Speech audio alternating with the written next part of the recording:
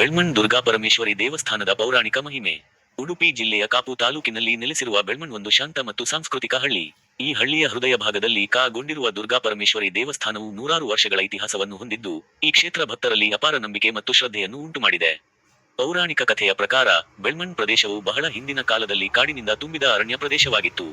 ಈ ಪ್ರದೇಶದಲ್ಲಿ ದುಷ್ಟ ಶಕ್ತಿಗಳು ಆಳ್ವಿಕೆ ನಡೆಸುತ್ತಿದ್ದವು.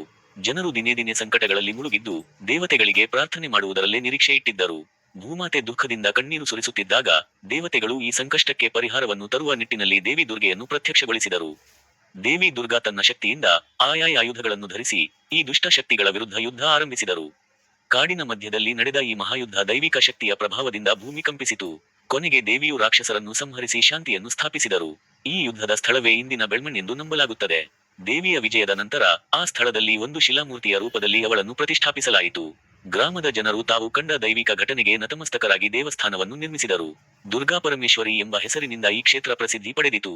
ಇಲ್ಲಿ ಪ್ರತಿವರ್ಷ ನೂರಾರು ಭಕ್ತರು ಬಂದು ತಮ್ಮ ಮನೋರಥಗಳನ್ನು ಹೇಳಿಕೊಂಡು ದೇವಿಯ ಕೃಪೆಯನ್ನು ಪಡೆಯುತ್ತಾರೆ. ದೇವಸ್ಥಾನದಲ್ಲಿ ನಡೆಯುವ ವಿಶೇಷ ಉತ್ಸವಗಳಲ್ಲಿ ಜಾತ್ರೆ ಬಹಳ ಪ್ರಮುಖ.